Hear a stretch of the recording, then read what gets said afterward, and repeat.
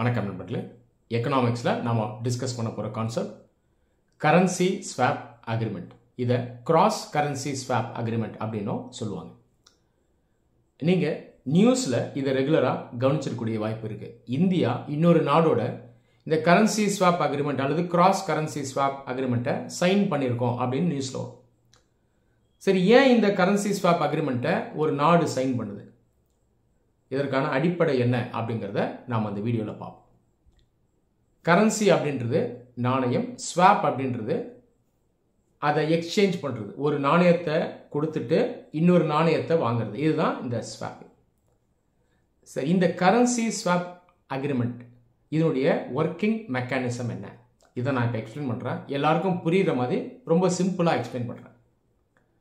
இந்த currency swap இருக்கு இல்லையா, இந்த ஒரு இன்ஸ்ட்ருமெண்ட் எந்த ஃபைனான்ஷியல் இன்ஸ்ட்ருமெண்ட் கேட்டகரியில் வருது அப்படின்னு பார்த்தீங்கன்னா, இது டெரிவேட்டிவ் மார்க்கெட்ஸ் கீழே வரக்கூடிய ஒரு இன்ஸ்ட்ருமெண்ட். இந்த டெரிவேட்டிவ் மார்க்கெட் ஏன் இந்த பேரை வச்சு நம்ம அழைக்கிறோம் அப்படின்னா, இது ஒரு அசெட், அதாவது ஒரு சொத்து அல்லது ஒரு கேபிட்டல், இதை அடிப்படையாக வச்சு இதிலிருந்து டிரைவ் ஆகி வரக்கூடிய ஒரு மார்க்கெட். நீங்கள் இந்த ஃபைனான்ஷியல் மார்க்கெட்ஸில் நிறைய அசெட்ஸ் இருக்குது. ஸ்டாக் இருக்குது, பாண்ட் இருக்குது, ரியல் எஸ்டேட் இருக்குது, கரன்சி இருக்குது, இந்த மாதிரி நிறைய சொல்லிட்டு போகலாம். அப்போது ஒரு அசெட் உள்ள கீழே இருக்கணும், மையமாக இருக்கணும். அந்த அசெட்டுடைய மதிப்பை வச்சு அதை அடிப்படையாக வச்சு அதிலிருந்து டிரைவ் ஆகக்கூடிய ஒரு இன்ஸ்ட்ருமெண்ட், இதெல்லாம் இந்த டெரிவேட்டிவ் மார்க்கெட்ஸ் கீழே வரும். அப்படிப்பட்ட ஒரு இன்ஸ்ட்ருமெண்ட் தான் இந்த கரன்சி ஸ்வாப். இந்த ஸ்வாப் இது இல்லாமல் ஆப்ஷன்ஸ், ஃபியூச்சர்ஸ், இதெல்லாமும் டெரிவேட்டிவ் மார்க்கெட்ஸில் இருக்கக்கூடிய ஒரு முக்கியமான இன்ஸ்ட்ருமெண்ட். சரி, ஏன் இந்த அசெட்ஸை பேஸாக வச்சு டெரிவேட்டிவ்ஸ் உருவாகுது அப்படின்னு பார்த்தீங்கன்னா, ரெண்டு முக்கியமான காரணம் இருக்குது. ஒன்று ஹெட்ஜிங், இன்னொன்று ஸ்பெக்குலேஷன். ஹெட்ஜிங், இதை சிம்பிளாக சொல்லணும்னா பாதுகாப்பு அப்படின்னு சொல்லலாம். ஒரு சேஃப்டிக்காக, ரிஸ்க் இல்லாமல் இருக்கிறதுக்கு, நம்முடைய ரிஸ்க்கை குறைக்கிறதுக்கு நாம் இந்த இன்ஸ்ட்ருமெண்ட்டை வாங்குகிறோம்.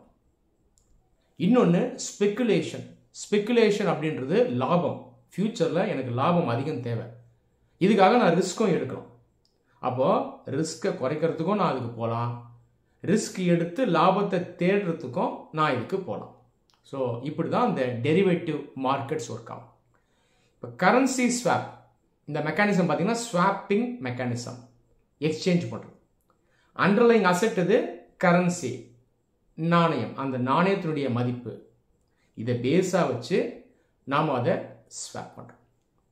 சரி, இப்போ கரன்சி ஸ்வாப்ஸ் எப்படி ப்ராக்டிக்கலாக ஒர்க் ஆகுது அப்படின்றத நான் எக்ஸ்பிளைன் பண்ணுறேன். ஒரு நாடு இன்னொரு நாடு, இவங்க எப்படி கரன்சிஸை ஸ்வாப் பண்ணுவாங்க. இந்தியாவை நம்ம எக்ஸாம்பிளாக எடுத்துப்போம் ஒரு பக்கம், இன்னொரு பக்கம் அமெரிக்காவை எக்ஸாம்பிளாக எடுத்துப்போம். ஜஸ்ட் எக்ஸாம்பிளுக்கு நான் சொல்கிறேன். India America swap agreement sign பண்ணிருக்கோன்ற அவசியம் இல்லை.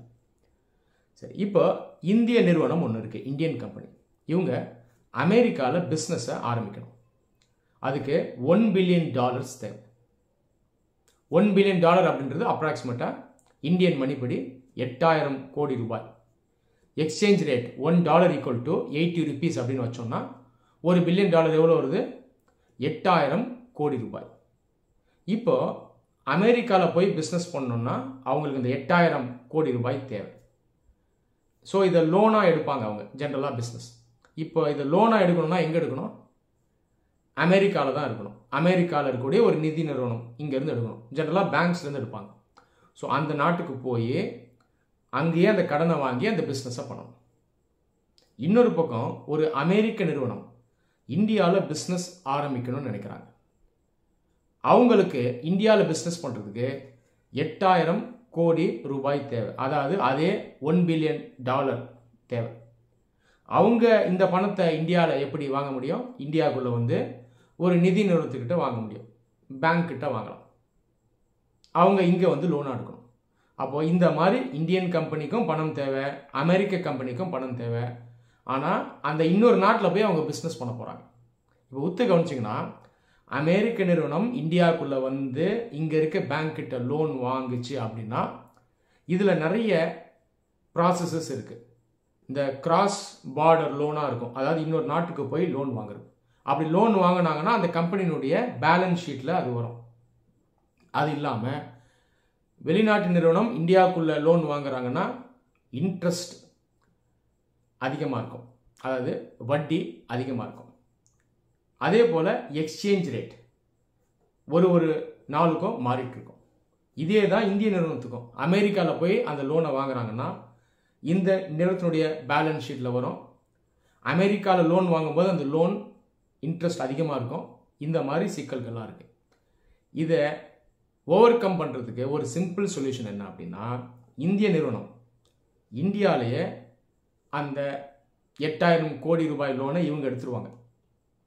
உதாரணத்துக்கு 8000 கோடி ரூபாய் லோனை இந்திய நிறுவனம் இந்தியாவில் இருக்க ஒரு பேங்க்கில் லோனை எடுத்துரும். உதாரணத்துக்கு 5% இன்ட்ரெஸ்ட்டில் லோனை எடுக்கிறாங்கன்னு வைங்க, சும்மா அப்ராக்சிமேட்டாக சொல்கிறேன். இந்த லோன் எடுத்து வச்சுருவாங்க. அமெரிக்க நிறுவனம் அமெரிக்காவில் என்ன பண்ணணும்னா 6% இன்ட்ரெஸ்ட் ரேட்டில் அவங்களுக்கு லோன் அங்கே இருக்குன்னா அவங்க 6% இன்ட்ரெஸ்ட் ரேட்டில் அங்கே $1 பில்லியன் அவங்க லோனாக எடுத்து வச்சுருவாங்க. அமெரிக்க நிறுவனம் இந்த $1 பில்லியன் இந்தியா கிட்ட கொடுத்துருவாங்க. இந்தியா இந்த 8000 கோடி ரூபாயை அமெரிக்க நிறுவனத்துக்கிட்ட கொடுத்துருவாங்க. அப்போது இவங்க 2 பேருக்கும் தேவையான அமௌண்ட்டு வந்துருச்சா? ஆனால் இவங்க வெளிநாட்டில் கடன் வாங்கலை, அந்த நாட்டிலே கடன் வாங்கிட்டு அந்த மணியை மட்டும் எக்ஸ்சேஞ்ச் பண்ணிக்கிட்டாங்க. இதுதான் இந்த கரன்சி ஸ்வாப். இப்படி தான் ஒர்க் ஆகும். அப்போ இதில் பெனிஃபிட் என்ன? இன்னொரு நாட்டில் போய் லோன் எடுக்க வேண்டிய அவசியம் இல்லை, பேலன்ஸ் ஷீட்டில் வராது. வெளிநாட்டில் லோன் எடுத்தால் இன்ட்ரெஸ்ட்டும் அதிகமாக இருக்கும். அது இல்லாமல் எக்ஸ்சேஞ்ச் ரேட் மாறிட்டே இருக்கும். அப்போ இதை இவங்க ஓவர் கம் பண்ணிட்டாங்க. சரி, இப்போ இந்த லோன் எடுத்து ஜஸ்ட் ஸ்வாப் பண்ணியிருக்காங்க. ஆனால் அந்த பணத்தை கட்டி ஆகணும். இந்திய நிறுவனம் இந்தியாவில் லோன் எடுத்திருக்காங்க. மாதம் இல்லை வருஷமோ அந்த வட்டியை கட்டணும் இல்லையா? அதாவது இன்ட்ரெஸ்ட்டை கட்டணும். அதே போல் அமெரிக்க நிறுவனம் அந்த நாட்டில் எடுத்திருக்காங்க லோனை, அதுக்கு அவங்க இன்ட்ரெஸ்ட்டு பே பண்ணணும். இப்போ இது எப்படி நடக்கும்னா, இந்திய நிறுவனம் அமெரிக்க நிறுவனம் இருக்கு இல்லையா, அவங்கக்கிட்ட அந்த காசு கொடுத்துடணும். அவங்க அந்த வங்கியில் அடிச்சிருவாங்க ரெகுலராக. அதே போல் அமெரிக்க நிறுவனம் இந்திய நிறுவனத்துக்கிட்ட கொடுத்துடணும். இவங்க அந்த வங்கியில் அதை ரெகுலராக அடிச்சிருவாங்க. அப்போது நீங்கள் என்ன புரிஞ்சுக்கணுன்னா, இன்ட்ரெஸ்ட் பேமெண்ட் அது இல்லாமல் இந்த பிரின்சிபல் இருக்குது பாருங்க, முதல் இதையும் அதுக்கப்புறம் எக்ஸ்சேஞ்ச் பண்ணணும் இந்த 2 நாடுகள், அதாவது 2 நாட்டில் இருக்கக்கூடிய நிறுவனங்கள். ரைட்டா? ஜென்ரலாக இன்ட்ரெஸ்ட்டை எக்ஸ்சேஞ்ச் பண்ணுவாங்க. இவங்க வாங்கி அவங்ககிட்ட கட்டணும், அவங்க வாங்கி இவங்ககிட்ட கட்டணும். கடைசியாக பிரின்சிபலை ஃபுல்லாக ரீபே பண்ணி முடிச்சிடும். இப்படி தான் இந்த கரன்சி ஸ்வாப் ஒர்க் ஆகும். இந்த இன்ட்ரெஸ்ட் ரேட் இது கம்மியாக வாங்கிறது இல்லாமல் இருக்கக்கூடிய இன்னொரு லாபம் என்னென்னா, எக்ஸ்சேஞ்ச் ரேட் இருக்குது பாருங்கள். எக்ஸ்சேஞ்ச் ரேட் இதில் இருக்கக்கூடிய அட்வான்டேஜையும் அவங்க எடுக்கணும். இது எப்படி ஒர்க் ஆகுது அப்படின்னா, இந்திய நிறுவனம் இவங்களுக்கு $1 பில்லியன் அவங்களுக்கு தேவை. அமெரிக்க நிறுவனம் கிட்டேருந்து இவங்க வாங்கிட்டாங்க. இது இன்னைக்கு ஸ்பாட் எக்ஸ்சேஞ்ச் ரேட் இதில் தான் வாங்கியிருப்பாங்க. இன்றைக்கி வந்து $1 80 இந்த ரேட்டில் தான் இந்திய நிறுவனம் வாங்கியிருக்கோம். ஆனால் அந்த பிரின்சிபல் லாஸ்ட்டாக அடைக்கும்போது அன்னைக்கு எக்ஸ்சேஞ்ச் ரேட் எவ்வளோ இருக்குன்னு சொல்ல முடியாது. ஜெனரலாக இந்தியன் ருப்பி இதனுடைய வேல்யூ அதிகமாக ஃப்ளக்சுவேட் ஆகும். டாலரை கம்பேர் பண்ணும்போது ஃபியூச்சரில் இதனுடைய மதிப்பு குறையிறதுக்கு வாய்ப்பு இருக்குது. அப்போ ஃபியூச்சரில் இந்திய நிறுவனம் அமெரிக்காவுக்கு அந்த பிரின்சிபலை ஃபுல்லாக அடைக்கும் போது ஒருவேளை இந்தியன் ருப்பி உடைய மதிப்பு கம்மியாக இருந்தால் அப்போது $1 $85 கூட திருப்பி கொடுக்குற மாதிரி இருக்கும். அப்போ அது நஷ்டம் தானே. அப்போ இப்பயே என்ன பண்ணுவாங்கன்னா, அந்த ஸ்வாப் அக்ரிமெண்ட் சைன் பண்ணும்போது ஃபியூச்சரில் இந்த எக்ஸ்சேஞ்ச் ரேட்டில் தான் இந்த பிரின்சிபலை ரிட்டர்ன் பண்ணுவேன் அப்படின்னும் சைன் பண்ணிப்பாங்க. அப்போ இந்திய நிறுவனத்துக்கும் நல்லது. இன்னைக்கு தேதியில் அவங்க என்ன ஃபியூச்சர் எக்ஸ்சேஞ்ச் ரேட்னு முடிவு பண்ணுவாங்களோ அந்த ரேட்டில் இந்திய நிறுவனம் திரும்ப கொடுத்தா போதும். அப்போ ஃபியூச்சரில் $85 போனால் கூட அவங்க கம்மியாக ஒரு $80 எக்ஸ்சேஞ்ச் ரேட்லேயே அந்த பிரின்சிபலை திரும்ப கொடுத்தா கூட போதும். ஸோ இந்த மாதிரி 2 பார்ட்டிஸ்க்கும் நலன் இருக்கும். இன்ட்ரெஸ்ட் ரேட் கம்மியாக வரக்கூடிய நலன், எக்ஸ்சேஞ்ச் ரேட் அட்வான்டேஜ் எடுக்கக்கூடிய நலன். அதுக்கு ஏற்றது மாதிரி அந்த 2 நாடுகளும் இதை எக்ஸ்சேஞ்ச் பண்ணலாம். ஜென்ரலாக இந்த நாட்டில் இருக்கக்கூடிய சென்ட்ரல் பேங்க் இவங்க தான் இந்த ஸ்வாப் இதை ஃபெசிலிட்டேட் பண்ணுவாங்க. இந்தியாவை பொறுத்த வரைக்கும் ஆர்பிஐ, மற்ற நாடுகளில் அங்கே இருக்கக்கூடிய சென்ட்ரல் பேங்க். ஒரு சில வருடங்கள் முன்னாடி ஸ்ரீலங்காவோட நம்ம ஒரு ஸ்வாப் அக்ரிமெண்ட் சைன் பண்ணோம். ஸ்ரீலங்கன் சைடில் யார் ஹேண்டில் பண்ணுவாங்கன்னா central bank of Sri Lanka, CBSL, அவங்க எடுத்து ஹேண்டில் பண்ணுவாங்க. நிறுவனங்கள் அந்த பணத்தை வாங்கினாலும் அந்த சென்ட்ரல் பேங்க்ஸ் மூலமாக தான் அந்த நிதி கடைசியாக போய் சேரும். ஸோ இப்படி தான் இந்த கிராஸ் கரன்சி ஸ்வாப் ஒர்க் ஆகும். கிராஸ் கரன்சி ஸ்வாப்பும் எஃப்எக்ஸ் ஸ்வாப்பும் சேம் மெக்கானிசம் தான். எஃப்எக்ஸ் ஸ்வாப்ன்றது ஃபாரின் எக்ஸ்சேஞ்ச் ஸ்வாப். ஆனால் ரெண்டுக்கும் நடுவில் இருக்கக்கூடிய ஒரு முக்கியமான வித்தியாசம் என்னன்னா, ஃபாரின் கரன்சி ஸ்வாப், அதாவது foreign exchange swap, FX swap இருக்குல்ல, இதில் இன்ட்ரெஸ்ட் பேமெண்ட் வந்து ரெகுலராக எக்ஸ்சேஞ்ச் ஆகாது. இதில் அந்த அமௌண்ட் மட்டும்தான் எக்ஸ்சேஞ்ச் ஆகும். இனிஷியலாக ஸ்பாட் எக்ஸ்சேஞ்ச் ரேட்டில் பையிங் செல்லிங் முடிவு பண்ணுவாங்க. லாஸ்ட்டாக ஃபியூச்சர் எக்ஸ்சேஞ்ச் ரேட்டில் பையிங் செல்லிங் முடிவாகும். இதை ஒரு சிம்பிளான எக்ஸாம்பிளோட எக்ஸ்பிளைன் பண்ணுறேன். இந்திய நிறுவனம் ஒன்று இருக்குது. அதுக்கு $1 பில்லியன் கடன் தேவை. $1 பில்லியன் கையில் இல்லை, ஆனால் அதுக்கு ஈக்குவலான 8000 கோடி ரூபாய் இன்னைக்கு தேதியில் கையில் இருக்குது. அப்போ இந்த இந்திய நிறுவனம் என்ன பண்ணணும்னா, பேங்க் கிட்ட 8000 கோடி ரூபாயை ஸ்வாப் பண்ணி அதுக்கு ஈக்குவலண்ட்டான $1 பில்லியன் அதை வாங்கிக்கும். ஆல்ரெடி அவங்க கையில் காசு இருக்குது. ஸோ ஜஸ்ட் இதை கொடுத்துட்டு அதுக்கு ஈக்குவலண்ட்டான டாலரை வாங்குறாங்க. இன்னைக்கு தேதியில் ஸ்பாட் ரேட் $1 = 80 rupees. இந்த அடிப்படையில் ஸ்வாப் ஆகிடும். எது ஸ்வாப் ஆகுது? ஃபாரின் எக்ஸ்சேஞ்ச் ஸ்வாப் ஆகிடும். ஃபியூச்சரில் இந்த இந்திய நிறுவனம் இந்த காசை மறுபடியும் அடைக்கணும் இல்லையா?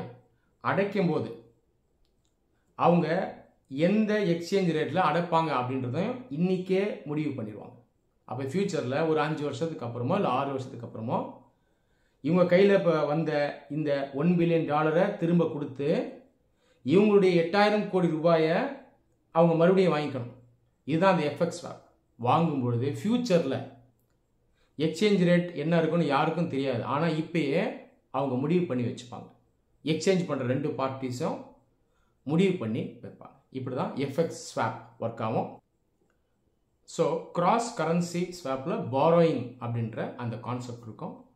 எஃப்எக்ஸ் ஸ்வாப்பில் பாரோயிங் என்ற கான்செப்ட் இருக்காது, இன்ட்ரெஸ்ட் பேமெண்ட் கான்செப்ட் இருக்காது, ஜஸ்ட் ஸ்வாப்பிங் அப்படின்ற கான்செப்ட் மட்டும்தான் இருக்கும். இந்த வீடியோ உங்கள் எல்லாருக்கும் ஹெல்ப்ஃபுல்லாக இருந்திருக்கும்னு நம்புகிறேன்.